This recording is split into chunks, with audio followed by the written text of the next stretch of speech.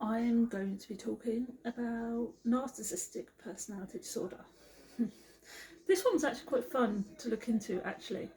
But if you are quite sensitive to this kind of stuff, please be aware, please be warned. It's, yeah, it can be quite, it's a very sensitive subject, and if you're triggered by this kind of stuff, then, please be aware that I am talking about something quite controversial. Okay. So like I said, I'm talking about narcissistic personality disorder, or NPD. I actually found this really interesting. It was really fascinating to look into.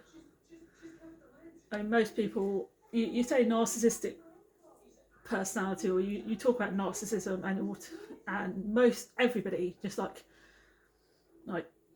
automatically goes to absolute arrogance and self-absorbed, selfish people.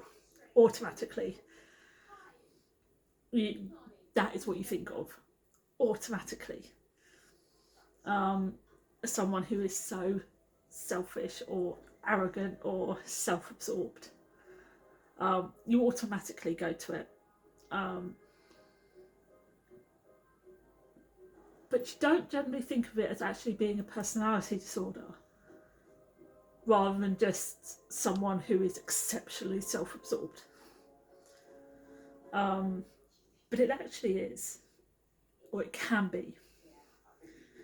It is very important to understand, just because somebody's narcissistic doesn't mean they have a personality disorder, so sometimes they can just be very arrogant. Okay. But narcissistic personality disorder is a mental health condition. Like I said, I do always have notes everywhere. I mean, my pile of notebooks is getting bigger by the minute. A lot of my notebooks are away, but my pile of notebooks is getting bigger by the minute.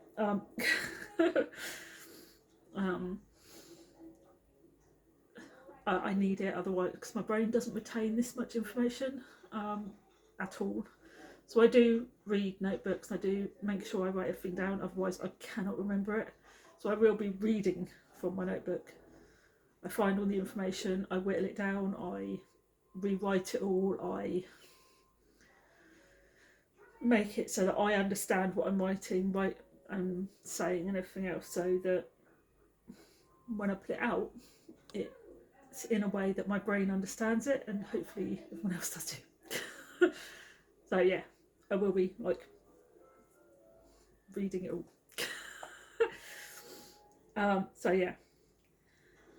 So NPD is a mental health condition, completely a mental health condition.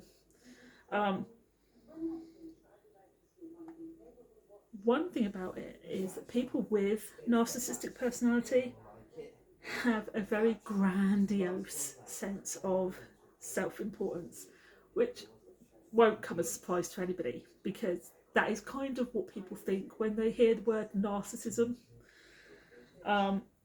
And they have a need. It's not something they when you say they have a need for attention and admiration, it is a need. They need it. They need attention. They need to be admired. It's not a please. They're not asking people and expecting. They don't expect people to turn away from them. They don't like it. It's not a. They're not asking nicely.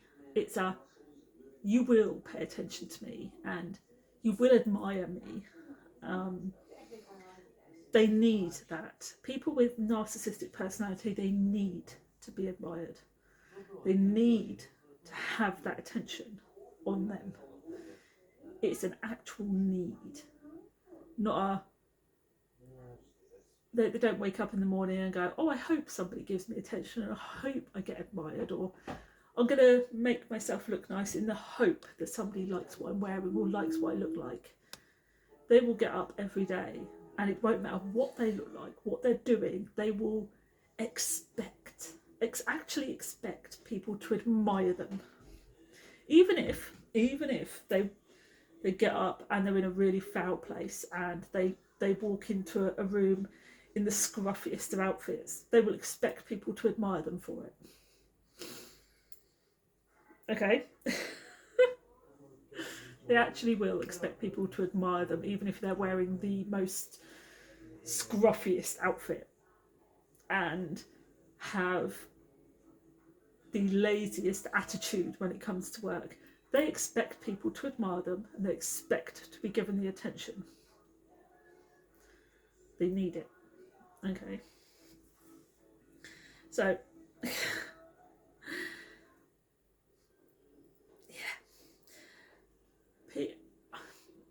one thing I did see is that they actually lack the ability to care or have any feelings for other people. Okay. So not only do they lack or even care about other people's feelings, they don't have any other feelings. Other people mean nothing to them, is basically what that was. When I read it and kind of found other places where I kind of went to see if it expanded on that kind of phrase, it blatantly meant that they actually have, they don't care about other people. Other people's feelings and emotions, they mean nothing to them. They have no empathy. Okay. But despite that, despite their grandiose sense of self-importance, despite this air of, look at me, it's a mask. People with MPD, they put on this mask and this whole look at me, I'm just so amazing. It is a mask, because what they're doing is that they are putting on this show for everybody, this whole I'm better than everybody else. But the reality of it, people with MPD actually have a very low self-worth. So they put on this show of extreme confidence and, this, oh, I'm better than everybody else, to mask their very low self-confidence and low self-worth. So you're seeing this and they're feeling this.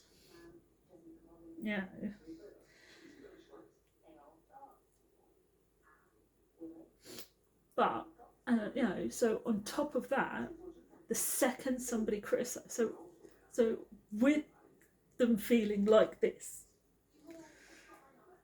the second they get criticism, they can't handle it.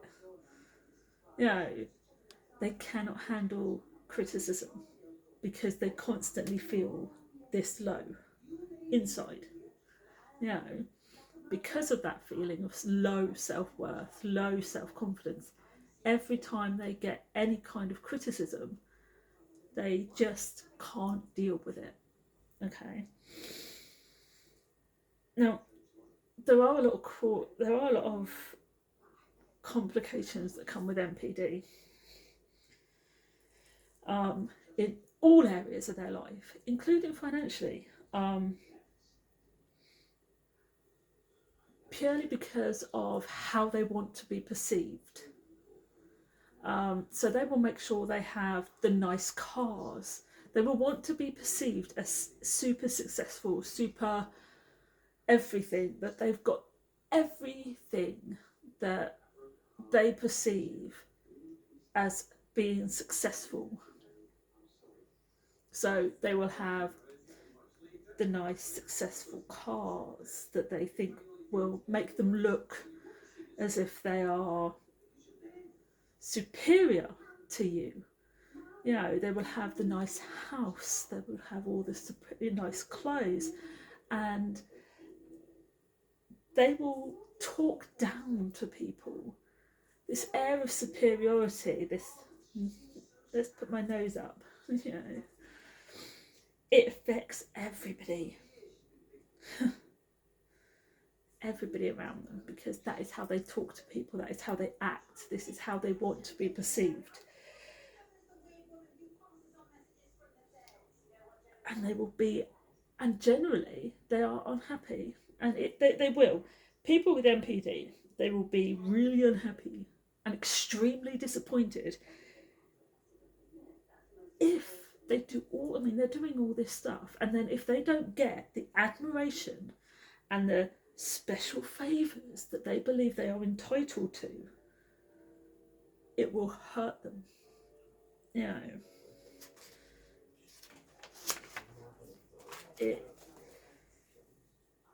know, they can't have fulfilling relationships. In fact, they don't have fulfilling relationships. They actually find them very unfulfilling. Because actually nobody can live up to their expectations. So relationships are usually very troubled, very kind of difficult. You get into a relationship with a narcissist, and how many times have we seen it? No one likes being around them. No one likes to hang around someone who is narcissistic. How many times have we seen people on the internet, or these relationships go wrong because somebody has a very narcissistic attitude, because they are controlling or need to be admired. You have to do exactly what they want and behave exactly how they behave. They need to live up to a standard that they need them to live up to, because if they don't live up to their standards, they get angry.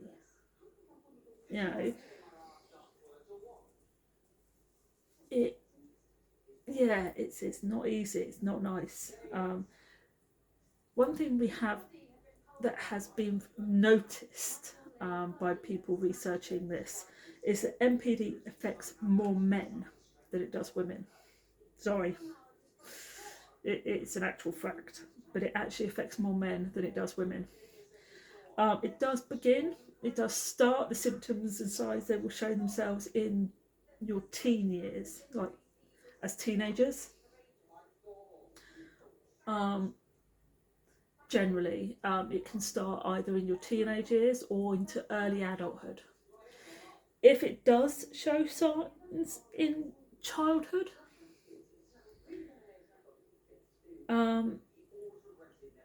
generally they're age-related symptoms. It is generally age-related. So children can show signs of a narcissist as children sometimes. But what researchers have found is it's generally an age-related thing. So you have things like the terrible twos, where they are constantly pushing the boundaries and expected to be given everything. And when they don't get it, they throw a temper tantrum. And you get those moments through childhood where they expect this and they want that and they need this. And they push those buttons and they push those boundaries, and they have those kind of behaviour patterns. But research has seen that they are just age-related kind of things that happen to children. And they don't generally develop into NPD as a rule. It's only those that if you start seeing them as as teenagers, if you start to see those kind of signs as teenagers or into early adulthood,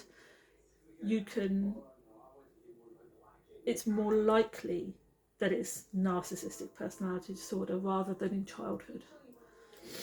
As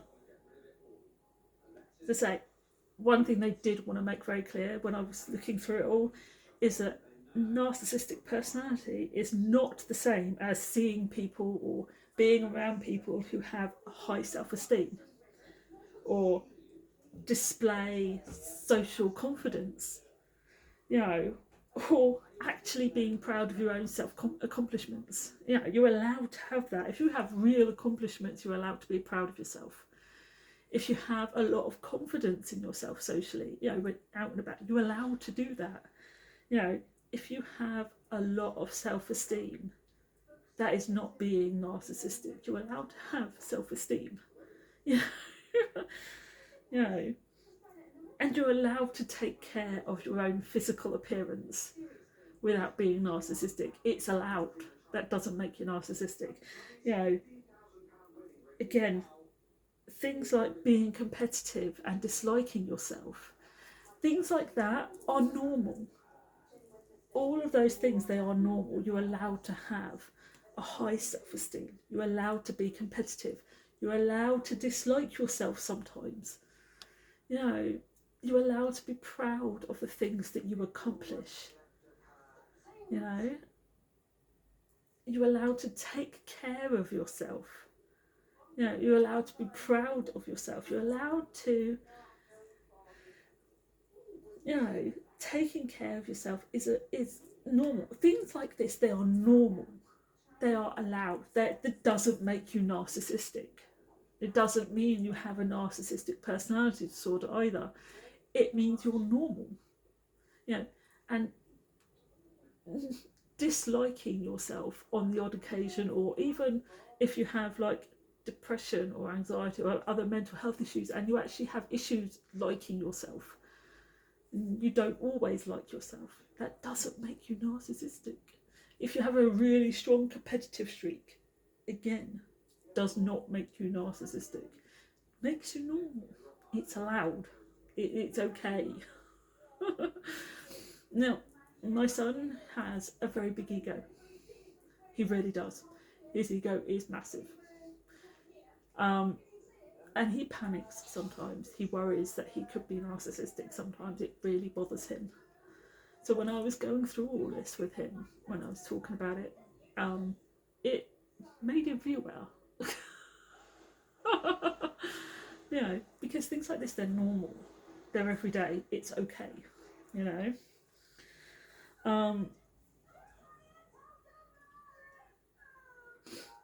If you can hear the telly in the background, that's fine. Don't worry about it. Okay.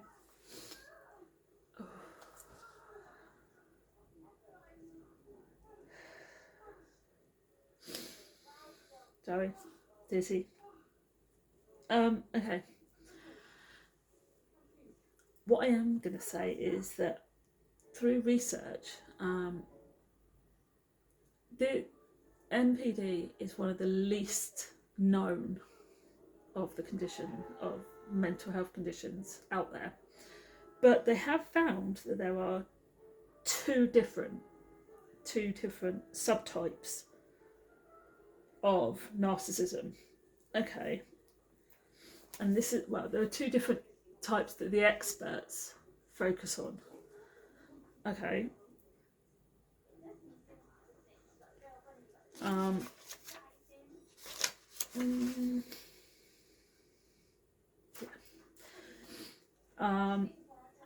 That's overt narcissism, which is actually the most recognised. It can also be called like a grandiose narcissism. Again, this one is the one that is most recognised. This is the one we talk about when we say the word narcissist or narcissism. This is what we kind of think of. So we see things like arrogance, or we see someone who's very pretentious. You know, someone who is very much an exhibitionist, you know, very kind of look at me, oh yeah, I can do this, I can do that. It's very showy off, you know, very self-assured, very kind of dominant. You know, they're also the ones that are very aggressive. So say these are the ones that we know of. These are the ones that we talk about a lot. When we say the word narcissism or narcissistic, these are the ones that we think about. This is the type that we talk about, the ones that we think about, the ones that we know the words that kind of come into our head when we think somebody is narcissistic. You know, that's what we think about. That's the kind of person we can see. We can see that person in our head when we think of narcissism or not somebody who's narcissistic. But there's the other side of the coin, because there is a covert narcissism, and these refer to those that are far more anxious or oversensitive, extremely sensitive, especially when they're being criticised. They can be very insecure and extremely defensive. They get very defensive. You know, they can also become very depressed and very withdrawn. So they're very kind of, you know, inward. They kind of like turn inwards on themselves. If somebody is a covert narcissist, they are the least obvious. That this type is very less obvious. You don't think of this type of person as narcissistic if they are depressive and withdrawn and insecure and defensive. You do not consider them being narcissistic, but they are. Okay, they're just very kind of, they're just narcissistic in a different kind of way, because they're still very self-absorbed, and but they secretly, it's a secret thing, they secretly believe they are superior to other. Instead of being very outward and very kind of peacocky, I don't know if peacocky is a word, but it's going to be now. I don't care, it is now. Peacocky. Instead of being very peacocky, look at me fanning my feathers, they're more very sort of like a peahen, you know, very kind of one colour, you know, very brown. And that secret sort of, they believe full-heartedly that they are superior to others, but it's a secret one. They secretly believe that they are superior to everyone else. And these are the ones that have a very decreased ability to empathise. They don't empathise with other people at all. But through other research that I did through, like, I think I went through God knows how many sites. I think I went through about 7 or 8 different sites trying to find everything else. All narcissists, regardless of what side you go through, whether you're covert or overt, none of them really have the ability to empathise with other people. So, yeah. So what I'm going to do is, still got quite a bit here. So what I'm going to do is I'm going to leave it here, and I will hopefully finish this tomorrow. And we'll talk about like the causes and the actual symptoms of narcissism and like treatments and stuff, okay, in tomorrow's video. Hopefully